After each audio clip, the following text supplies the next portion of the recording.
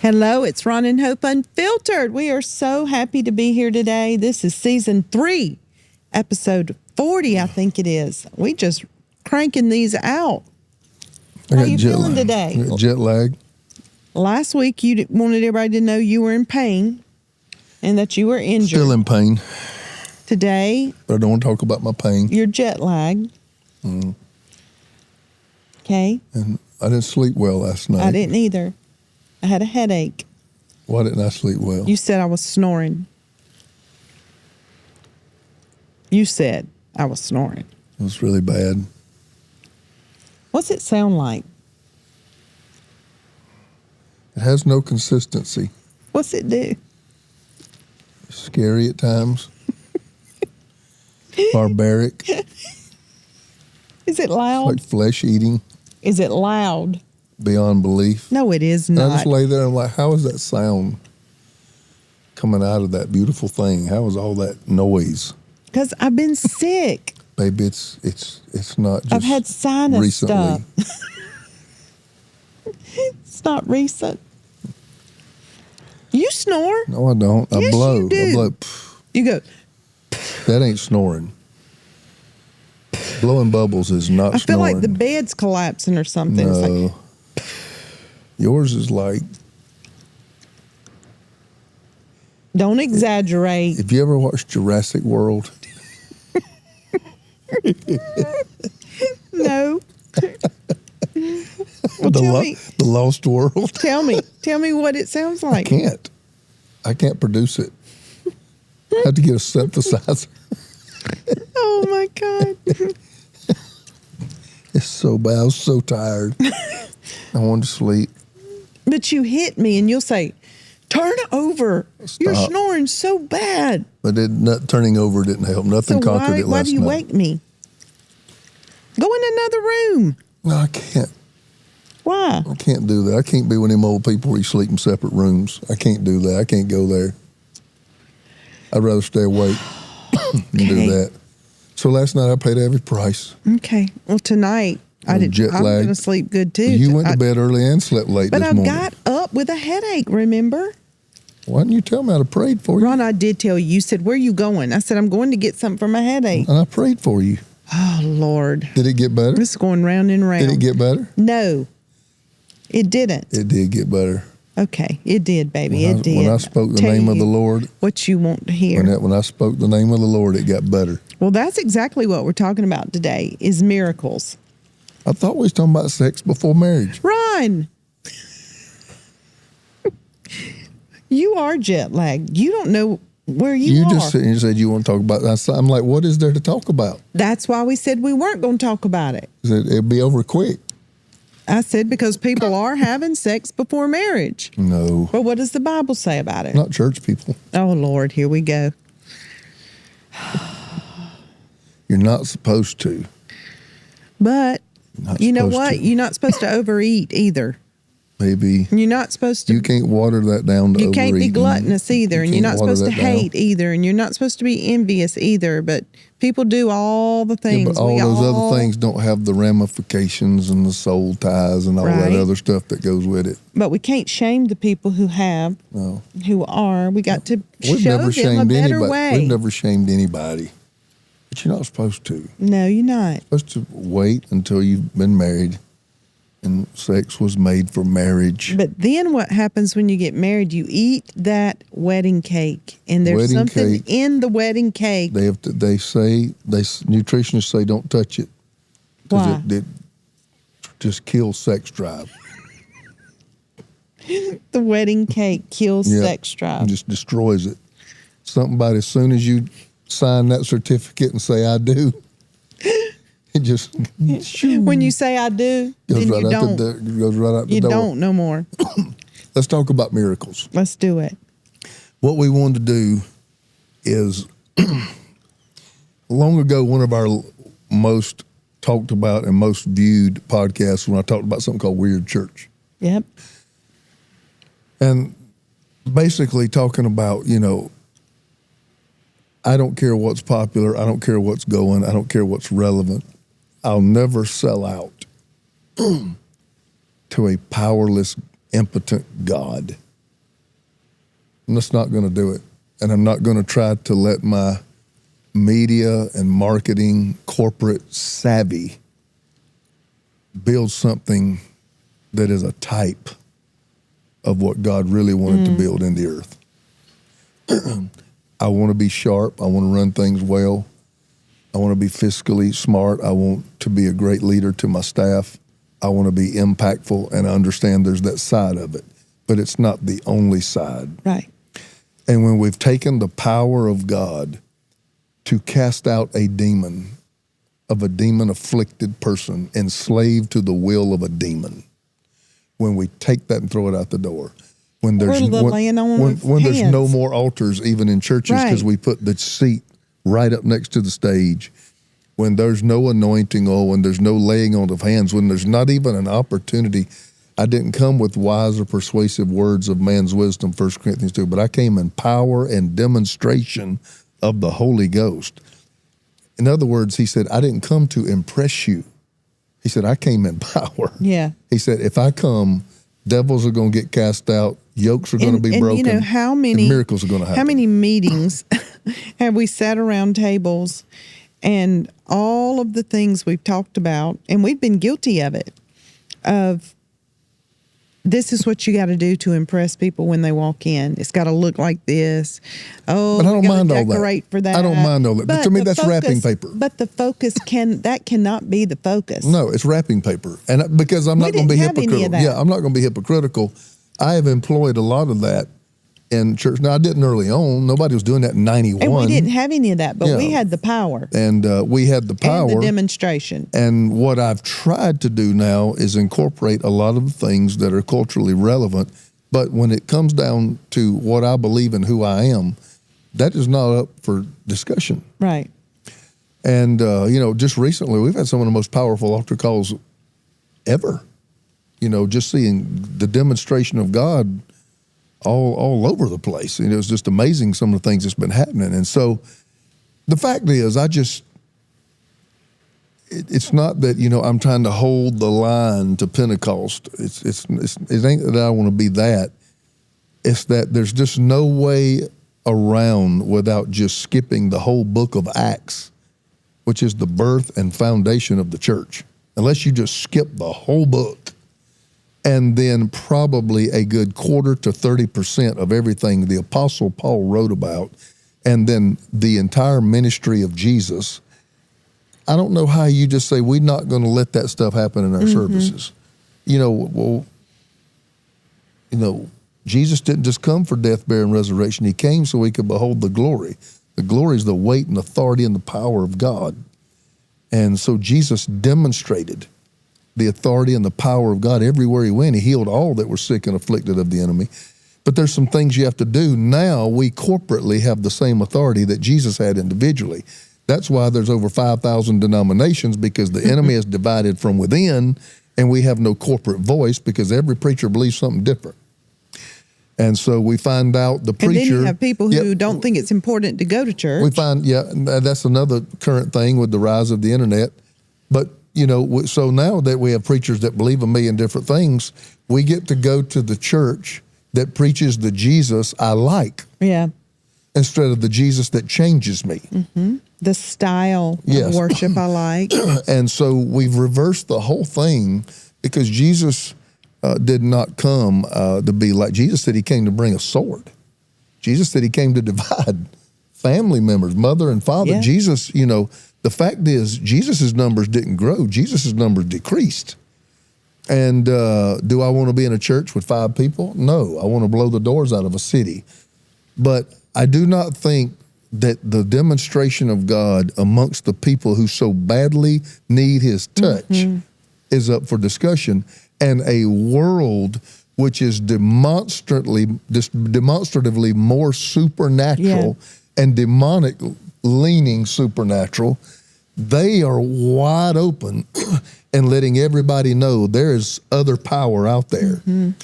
And we are doing everything we can to not be weird. And the thing we call weird is God doing something that ain't normal. Right.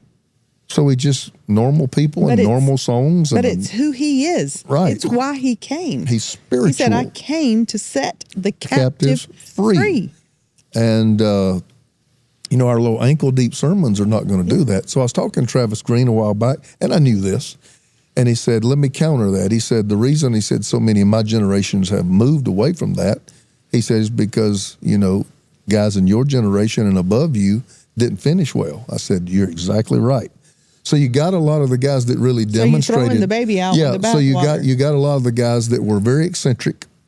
I don't know what it was about the generation. Not really my generation, the one above me. I'm kind of a tweener generation. You are. There ain't no pastors in my generation. I'm kind of a bridge. Mm-hmm. I'm in between two generations. But the one ahead of me, they were, usually if they demonstrated the power of God, they were very eccentric. Mm-hmm. And you have this treasure in earthen vessels. And the problem is the vessel so repels you, it's hard to get the treasure because you're trying to overcome what you're looking at. But I will say, we've been in many Benny Hinn crusades, and it's real. Oh, my gosh. I will never forget. The most powerful encounters with God I've ever had. That we were sitting up on the stage, and he was on the other side of the stage, and he turned around, pointed at you, and said, "Run, Carpenter." Didn't even touch you. It was probably 30 feet away. No, he's on across stage, from you. And you flew backwards. It's on film. And I landed on the back of my neck with my feet over my head. And everybody say, what's the point of that? I don't know. When I got up, the point of it was the fear of God. And the reason we have so many irreverent shock jock pastors is because they've never had God encounters. Yeah. God encounters give you the fear of God. When I was a child and I would see those miracle services going on, I'm going to tell you, I cut out my foolishness. Yeah. I cut out talking to my friends. I paid attention, and you start sitting there like that. Why? Because God just entered the room. Mm-hmm. And when God entered the room, there's a fear of God when you see him working things that are above men and that are above women. And we have a whole generation that have had zero God encounters, have never even been in an atmosphere like that. Mm-hmm. And so you can tell in the way they talk and the way their language is slang, the way there's kind of no reverence in the way they do things. There's no honor for anybody. Pastor's hip and, kind of dress Jesus up in jeans and put him in your back pocket. And they've taken the honor of the kingdom, the culture of the kingdom out of it. And then what happens is when you had no God encounters, baby, the fear of the Lord is gone. And the beginning of the wisdom is the fear of the Lord. And so I just wanted me and you to share 3 or 4 bona fide miracles. I'm not talking about laid hands on me and I was slain in the spirit, and I have been on many occasions, and it's real. But I'm talking about bona fide, I have no explanation for how this happened. Real early in our marriage, we just had Chase. He was probably, I don't know, a year old. You think he was a year old? He was in a cradle. I remember carrying him in the... Yeah, maybe a few months old. And he just started vomiting. We're sitting at a restaurant. The cradle was sitting beside me on the floor. He was vomiting like green. And we could tell. I said, Ron, something's wrong. He had this glaze over his eyes in green. And so we went to the ER. We drove in snow like 100 miles an hour to the ER. That is when that was the febrile thing. Okay, you're right. So we went to the ER. They did all these tests and X-rays and stuff. They came out and said we got to open him up. They said we got to cut him open. Yeah, he was only like a month old. Yeah, he has a twisted intestine.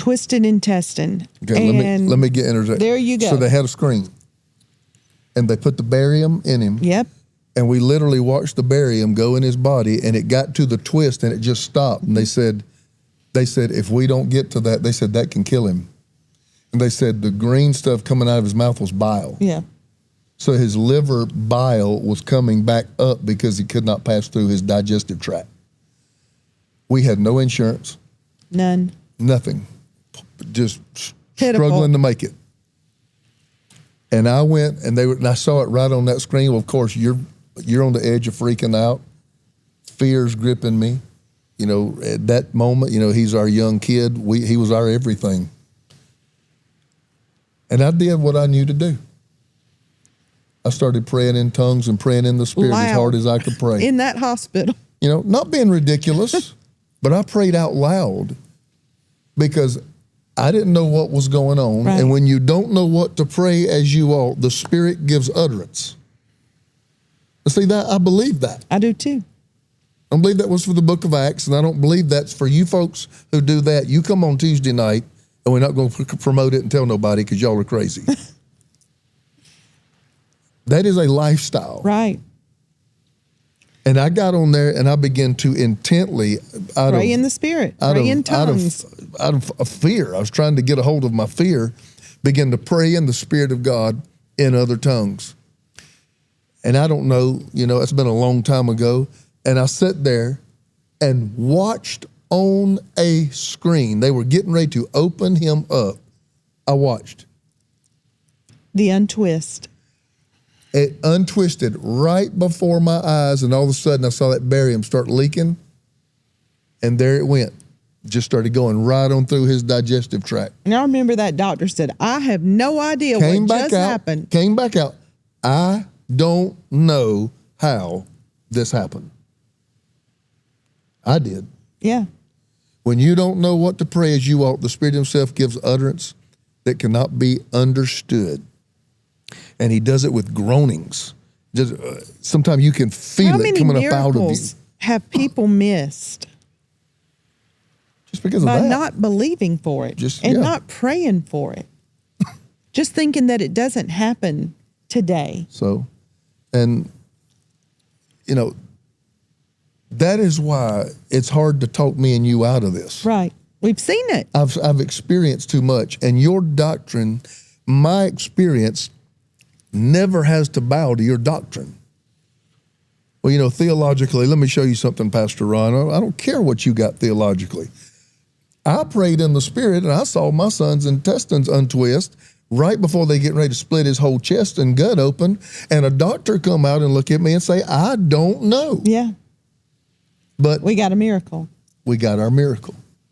Hope, when we were getting ready to start a church, let's talk about money miracles. Don't cut me off. Stay right there. Let's talk about money miracles. And I'm not talking about millions of dollars. What we do now is global. We need millions of dollars to do what we do. Not there. That's not where God built our faith for where we are today. The reason we can believe God for financial miracles is because right out of the gate, me and you got married, and we started a church immediately with a gentleman we were doing an internship with, and literally rode around with the meeting in hotels and had the sound system in the trunk of a car. Just nothing. The entire starting a church. Yeah, sound starting system church in the trunk of our car. And we had been there just under a year, and we got a call, where we spent most of our life, Greenville. We got a call from a small group of people in Greenville. And I remember the gentleman's name even now. He's going to be with the Lord. And we're interested in starting a church in Greenville, and we were thinking about you. Hope. People don't believe this because a lot of people say, when they say I don't have no money, they mean they don't have much money, or they don't have no money to do that. When me and you say we didn't have any money, we didn't have any money.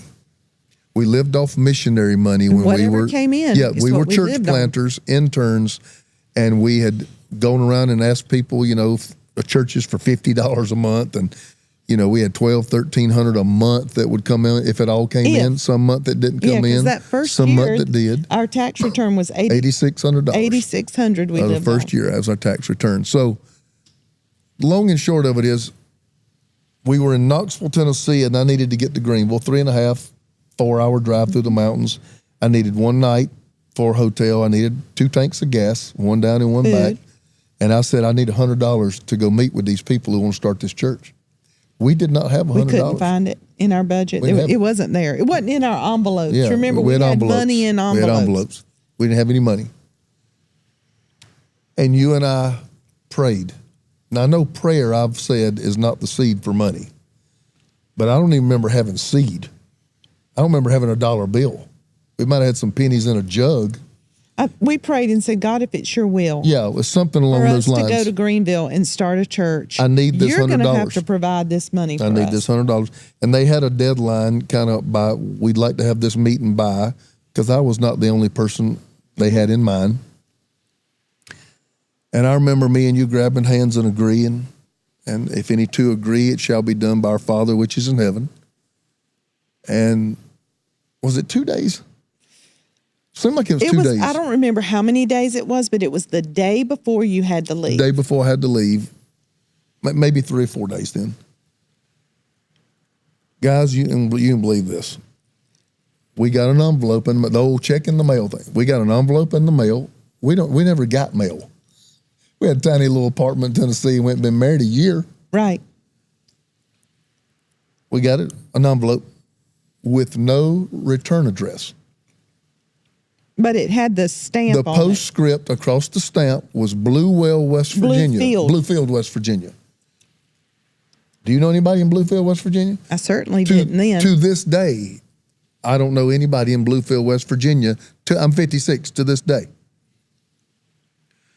So it has a postscript, Bluefield, West Virginia. It has no return address. So we're sitting there just opening mail, having kind of no idea. And mail back then was an event because we didn't get any mail. We opened up the mail, and it is a piece of typewriter paper. Yeah, folded. Tri-folded. Yeah. Just white typewriter paper. Nothing on it. And 5 $20 bills. A miracle. We got it. We And didn't here tell we are. anybody. And then look at what God did. Yeah. This amazing people called redemption. But nobody in the world knew that but us. And God talked to somebody in Bluefield, West And we've Virginia. even said so many times, was it really somebody or was it an angel? Well, you've entertained angels unaware. You know, did God just send the money? Entertained angels himself? Unaware. I don't know. But it was a miracle to us. But it had nothing on, there was no letter, there was no letterhead, there was no writing, there was no return address, there was no nothing. Mm-hmm. It was a trifold, and inside the trifold was 5 $20 bills. I went down and had the meeting, and the rest is history. Yeah. And we've lived like that. That's why for 35 years. When people want to take the supernatural out of it, I'm like, you are missing the whole nature of God. Do you know how much God loves to do stuff like that? Because that's when you know it's him. When a doctor who studied medicine comes out and says, I don't know. That's got to bless God so good. That's got to, when I'm sitting here looking at these people saying, $100 caused redemption to come into being. And how many people don't know and who how to many say people thank have, you to. yeah, how many people have been touched by redemption? I don't even know. Don't know who to say thank you to, and don't know where it came from, and don't know I don't know if I know anybody in the whole state. I mean, I know some people used to live there, but I don't know anybody. And these are some of the stuff that just sticks out to me. What about your daddy? The miracles of sowing seed. We're talking about money miracles. He was diagnosed with cancer. My dad was given 6 months to live when he was 40 with stage 4 melanoma in his head. Yeah. And they had an emergency operation on his head. And I remember when I saw him after I got through, he was so disfigured, he didn't even look the same. Scary. And every time his cancer would come back, he would call me. Like in 5 years, it would come back. Mama said he always wanted me to be his faith guy. That's what Mom would tell me. He said, just tell Ron what's going on. Don't tell him the details. And I would go. I remember one night in particular, I wrote out a $5,000 seed, named it My Dad's Healing. I went down to the sanctuary for about half the night. I put the check on my chest, and I laid prostrate down on the floor in front of the stage before God. And I was not going to get up until I had a witness. God had answered my prayer. Mm-hmm. And this is what I prayed. They found it in his lymph nodes. That's not good because your lymphatic system shoots it through your whole body. And I told God, I forgot about this one, Hope. I said, God, circle it and isolate it, which in the lymphatic system is unheard of. Yeah. You said, God, just isolate it in that lymph node. Got a call back from my dad. They're going to take out one lymph node because it was isolated to one lymph node. And that happened several times with your dad. He ended up living, he was given 20 6 years. months to live, Yeah, and he 20 lived years. a little over 20 years. Every time I would sow a seed and go back in the presence of God and get a miracle every single time. Yeah. God would give us We've divine seen miracles. so many miracles. Oh, it just is just when we sow seeds. tell Some 'em- people tell 'em- some people laugh at that. They say it's prosperity gospel. They can laugh all they want. Let me tell you, I explained it Sunday. You remember how I explained it Sunday? Because we have expansion offering here. And Ecclesiastes 10:19 says, money answers all things. And I told the congregation, I said, in the Silicon Valley, there's a lot of money. I said, don't that sound really worldly? I said, that sounds like an awful worldly statement. Well, money will fix anything. That's not what Solomon is saying. Right.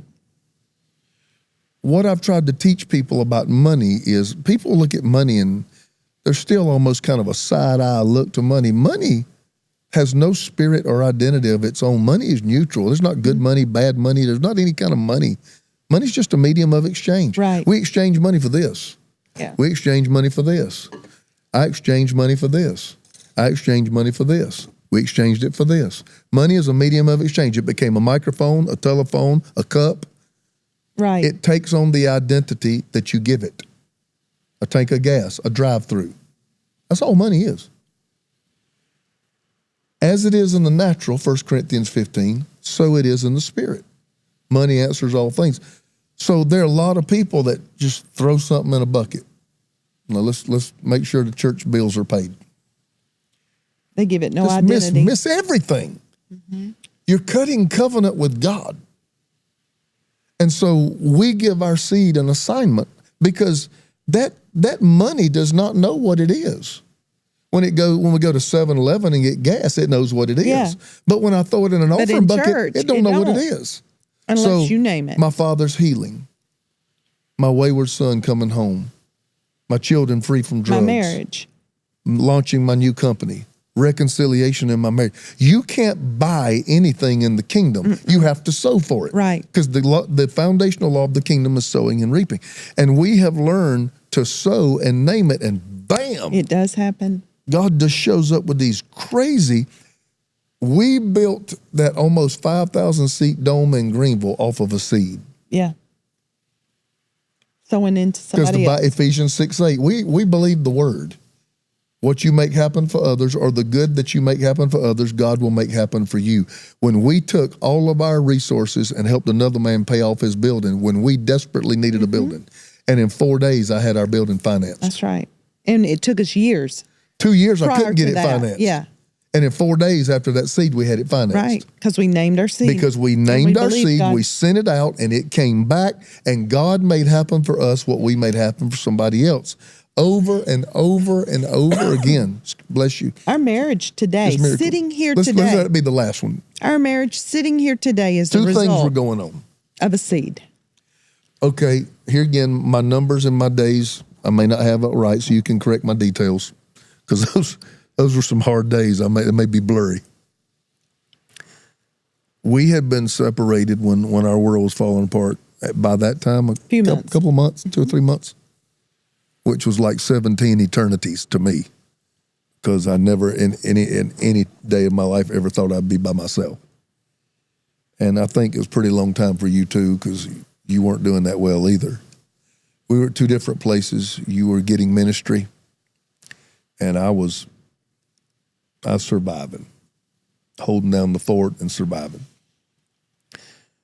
But I, made up my mind, didn't want to be married anymore. Being married is just too painful. And I had a God encounter. You did. There's just no other way around it. You weren't praying for it. You weren't believing for it. No, God in fact, came the and got opposite. you. Yeah, because you know me, I'm not stubborn, but I am stubborn. But I had been praying. Well, let's give them the context. The context is, I'm a guy, when I make a decision, I don't come back around a lot and change it. I tell people my lines don't move. I may be more lenient now than I've ever been. Back then, I really didn't move. And I had just made the decision I was not going to seek any reconciliation. I was so hurt, that seemed like a mountain I just could not climb. But that's not who my God is. Because in the background, I had been praying and fasting. I'd lost almost 30 pounds from praying and fasting, believing, because you kept saying, no, stop saying you're believing for a miracle. We're not getting a miracle. We're going to get a divorce. And I kept saying, I'm believing for a miracle. So I was praying. And it was a miracle. I was fasting. Nothing was happening. Then that night. Nothing was happening. Then that night, I had the night, I call it the encounter. Jacob experience. Yeah. I had my night of wrestling with God. And I only think, it was almost as real as a physical presence. Wailing in the air, covers being torn off the bed. If you'd have seen me the next morning, I probably looked like a crazed man, screaming at the ceiling. God, what do you want with me? Just hollering it to the top of my voice. I mean to tell you, I was being rent from the inside out. So that same morning, I had gotten desperate. I was like, this isn't going to happen. You were giving up hope. I was giving up. I said, this isn't going to happen. So I just went on a walk and I said, God, I just wish you would just kill me. I'm causing too much problems. I'm hurting too many people. Just somehow take me out. And God gave me a sign. I saw a little flower pop up from the asphalt and a beautiful bird fly out from an old deserted field. And he said, Hope, if I take care of those two, can't you trust me to take care of you? And I turned around and started walking back to the house. They said, you had called. Well, let me go back to my story. That last time I screamed, I screamed, God, what do you want? He answered. And I remember distinctly as I'm talking in this microphone, call Hope and tell her you will not abandon her. So. And Hope, there was no feeling, that was sheer fear of God and obedience to God. And so I called my secretary, called off everything. I was a mess. Call off all my meetings, cancel everything, and I called. And you and I had not said a nice word in months. We had no conversation, and if we did, it was not good. And I called and tell them what was going on. So they couldn't find me because I was on that walk. I came back, and I had to go get my face together. I had been crying, just pleading to God, and went back up there, and I said, God, because I was afraid because they told me you'd called. And like you said, it had never been a good conversation. So I'm like, oh, what is this going to be? So I'm like, God, give me a word. And he took me to the scripture in Samuel where David was going to buy a field. And because of who he was, the guy said, no, you can have it. You don't have to pay for this field. I'm going to give you this field and give you everything that goes with it. And David said, I will not offer anything to the Lord that doesn't cost me something. And I said, God, what are you saying to me? I feel like I'm trying to do everything you're asking me to do.